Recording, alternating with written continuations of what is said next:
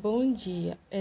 Na aula de história, nas aulas passadas de história, a gente falou sobre o trabalho escravo, né, dos negros africanos no Brasil, e também nós falamos sobre a questão da proibição, né, da escravização, né, dos negros.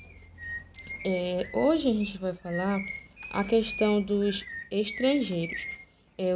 Nós vamos falar sobre os trabalhos deles, vamos falar dos imigrantes, né, que são esses estrangeiros também.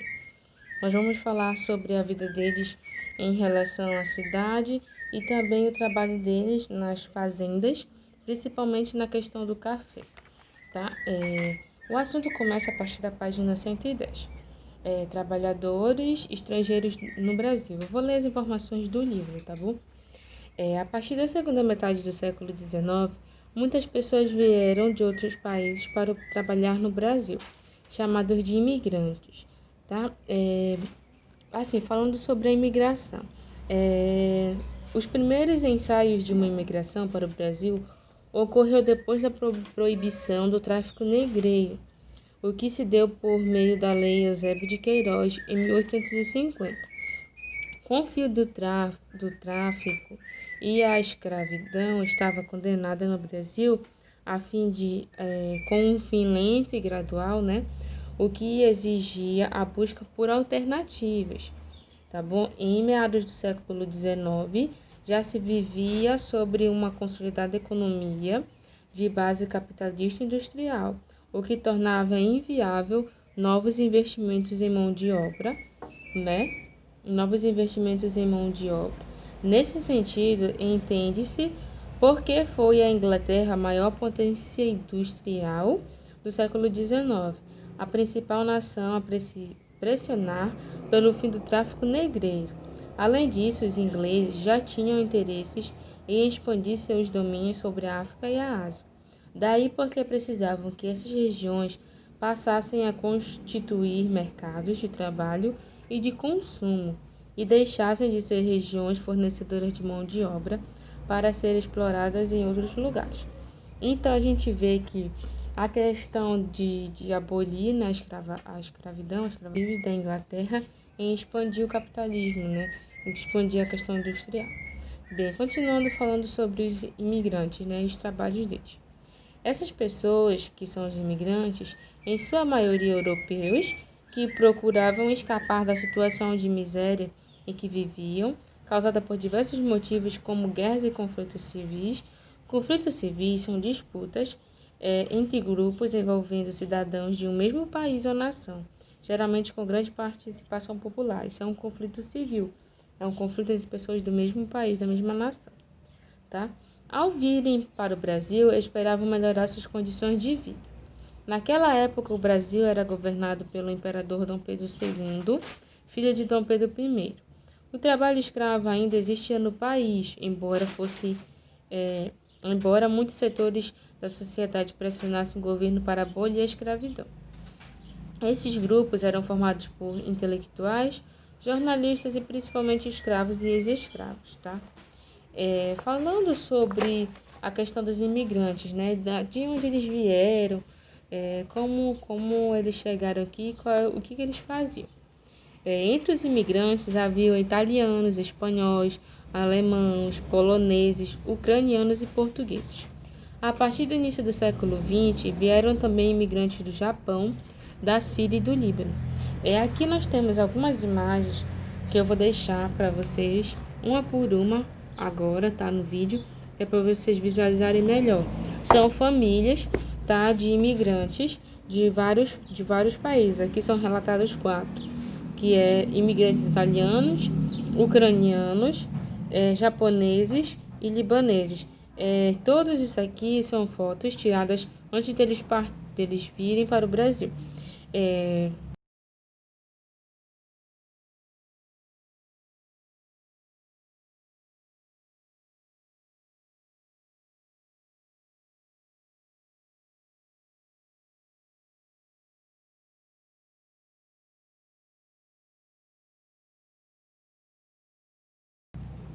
Depois das primeiras iniciativas em relação que começou, né, em relação à imigração no século XIX, a imigração para o Brasil ganhou novo impulso a partir da década de 1870, após a aprovação da Lei do Ventre Livre. Ou seja, a política imigratória esteve sempre ligada ao avanço da legislação abolicionista. Ou seja, sempre que havia uma abolição da escravatura ou essa questão da Lei do Ventre Livre, isso envolvia também a questão da imigração, tá?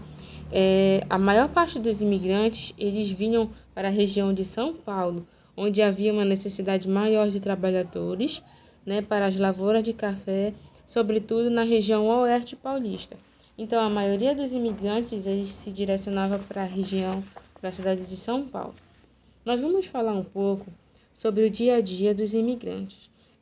Quando eles vieram para o Brasil, tinha uma campanha publicitária bem estruturada do governo brasileiro, tá?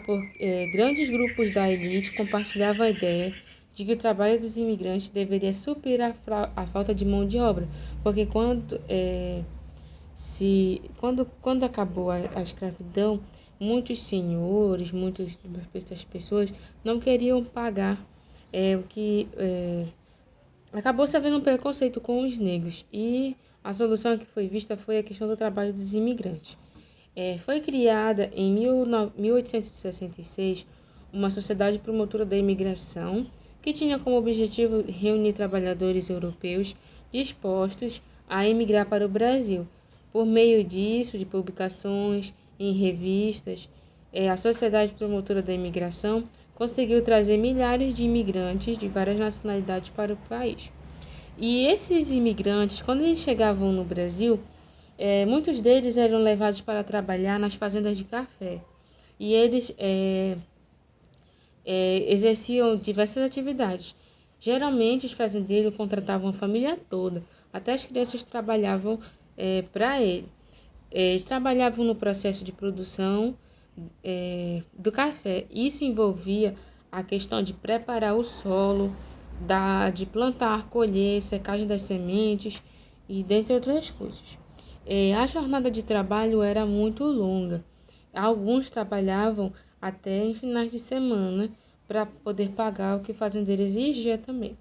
Nas fazendas, os imigrantes moravam em casas pequenas, que tinham pequenos roçados, onde eles cultivavam alimentos e criavam animais para sua própria alimentação e para que eles pudessem vender, né, o que eles conseguissem a mais, né? Todo o processo que foi representado por essas imagens aqui, que eu vou deixar para vocês verem agora.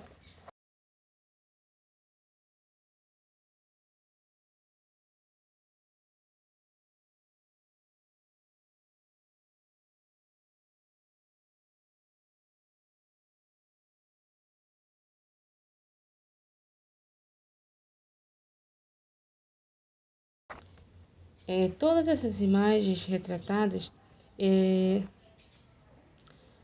tudo isso, esse processo, ele acabava sendo uma questão de exploração desses imigrantes, tá? Porque uma exploração e um endividamento desses trabalhadores imigrantes. Porque muitos acabavam acumulando os primeiros débitos, né, com as taxas de embarque dos navios que eles vinham para cá. Então, eles ficavam comprometidos a pagar, né, esses empréstimos e esses financiamentos. Os que seguiam para as fazendas, diversas vezes, podiam ficar alojados nas senzalas, remanejadas, né, e vivendo em um mundo produtivo profundamente marcado por séculos de exploração do trabalho. Além disso, isolados em fazendas, precisavam comprar produtos que eram vendidos pelos próprios senhores nos armazéns ali de perto. Então, há também, por mais que se tenha tido a abolição da escravatura, né, que apesar de que foi abolida a escravidão, essa questão da exploração continuou. Agora, em relação aos imigrantes, porque como eles buscavam formas de melhorar de vida, eles acabavam vindo já passando necessidade. E tudo precisava ser pago. Então, eles, antes de trabalharem para a fazenda, eles já vinham com uma dívida. Então, até ele pagar essa dívida, ele trabalhava mais e mais para os donos da terra, para os fazendeiros. Então, a questão da exploração continuou agora com os imigrantes, né? Em relação a isso que eu estou falando agora, tem uma atividade que vai da página 113, tá, até a 115. Então, eu vou deixar lá para vocês fazerem, que é uma interpretação do que eu expliquei para vocês, tá bom? Eu vou deixar lá no Classroom também. Insatisfeito com as condições de trabalho nas fazendas, alguns imigrantes voltaram para os seus locais de origem. Só que muitos foram para a cidade, né? Alguns voltaram para a cidade de onde eles vieram, para o país de onde eles vieram, e outros foram para a cidade. Aqui a gente já está falando sobre a vida dos imigrantes na cidade. A gente comentou antes sobre a vida nas fazendas, né? Nas atividades da fazenda. Agora a gente vai falar das atividades da vida dos imigrantes na cidade, tá? No livro, ele traz o exemplo de André, né? O que ele faz, a sua família, aqui tem várias imagens. Todas elas, quando eu terminar de falar, eu vou deixar elas para vocês aqui no vídeo, para vocês visualizarem melhor. Vale lembrar que este homem, André, ele é um personagem fictício, tá? Mas tudo que é retratado aqui foi vivenciado por alguma pessoa, por algum imigrante, tá? Nessa época do Brasil. André veio da Espanha. Depois de trabalhar durante alguns anos em uma fazenda de café, ele mudou-se para a cidade, onde começou a trabalhar em uma fábrica de tecidos. Nós vamos conhecer agora sobre o dia a dia dele, tá? As condições de trabalho do André na fábrica eram difíceis e precárias. Ele trabalhava cerca de 10 horas por dia e só tinha descanso no domingo. Além disso, com seu baixo salário, ele tinha dificuldade para sustentar a família. Nas fábricas, mulheres e crianças também trabalhavam e, mesmo realizando as mesmas tarefas dos homens, recebiam salários mais baixos. Aqui nesse trecho, a gente vê a questão da exploração, que ela não ocorria somente nas fazendas, ocorria também nas indústrias, onde os imigrantes iam trabalhar.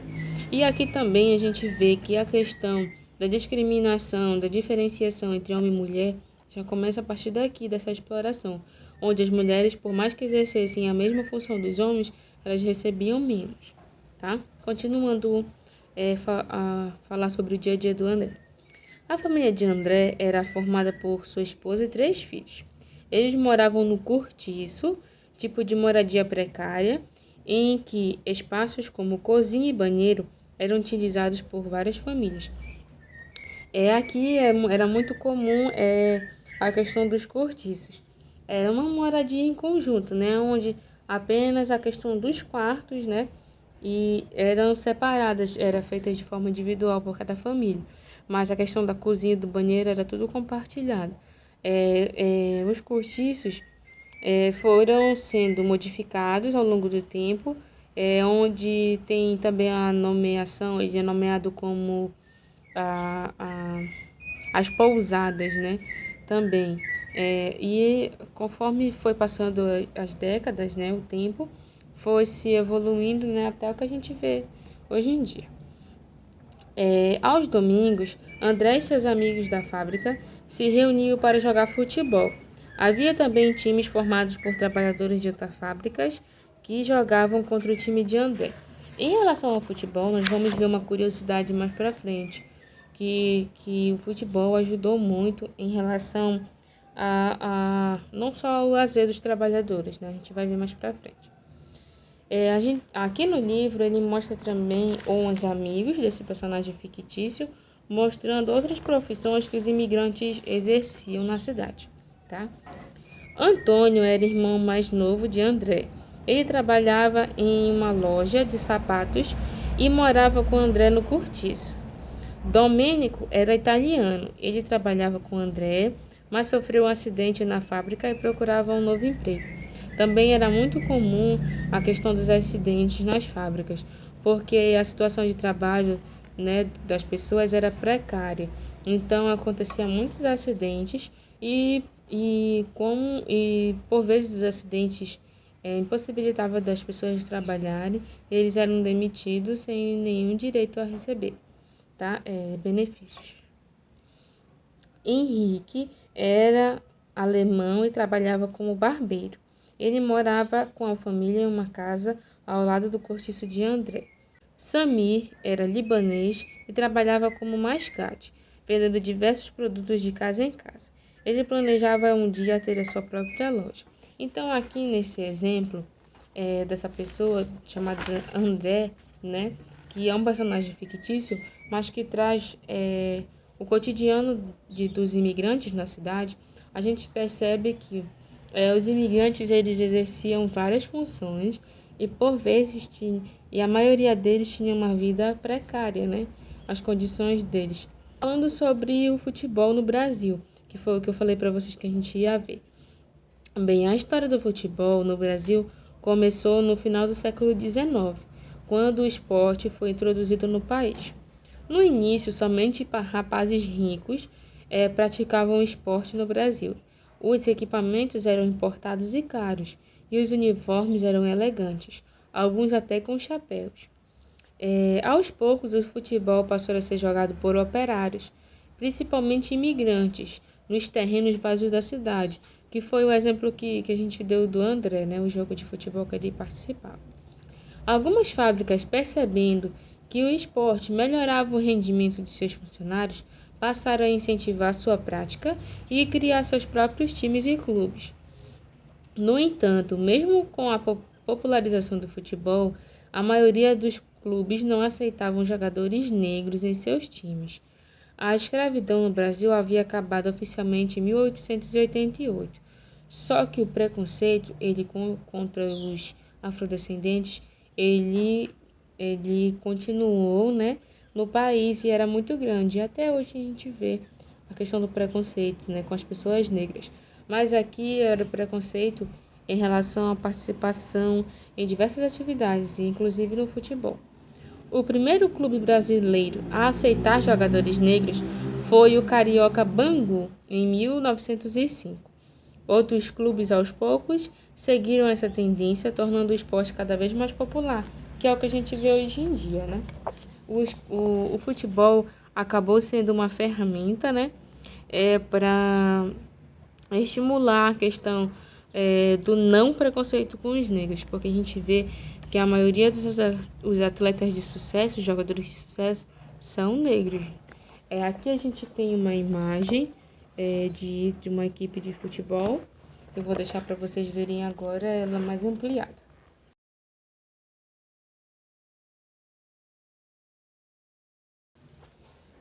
Tá? Vocês lembram que eu falei que nesse período da imigração havia muita exploração dos imigrantes? Então, aqui tem uma informação sobre as associações de ajuda mútua. Elas surgiram a partir da organização de imigrantes que estavam insatisfeitos com a assistência prestada pelo governo brasileiro, reunindo-se para discutir sobre as condições de vida. Homens e mulheres formaram comunidades para dar apoio aos imigrantes recém-chegados no Brasil e os trabalhadores que já haviam se instalado no país. Essas associações ofereciam auxílio nas áreas de educação, saúde, prestando assistência médica, distribuindo remédios. Além disso, ofereciam apoio financeiro e ajudavam os imigrantes a encontrar um trabalho. As associações de ajuda mútua eram também uma maneira de preservar a cultura dos imigrantes, pois costumavam promover diversas atividades de lazer, como festas, apresentações musicais e peças de teatro. Aqui tem uma foto representativa, né, que mostra a reunião dessa associação de ajuda mútua desses imigrantes.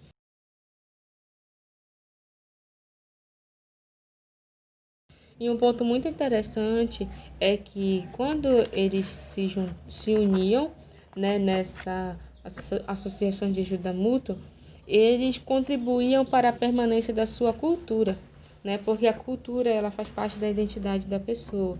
Então, a cultura ela não pode ser perdida ao longo do tempo, por mais que haja as diversidades e que se esteja distante do espaço cultural, né? Do espaço nativo da pessoa.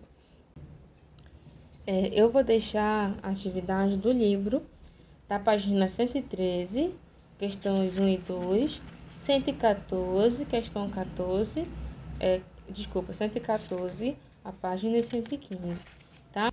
Essas primeiras questões falam sobre o trabalho dos imigrantes nas fazendas, tá bom? Nos cafezais principalmente. Tem também outras questões que começam a partir da página 120. Ela já fala da questão em relação aos migrantes, tanto nas cidades, tá?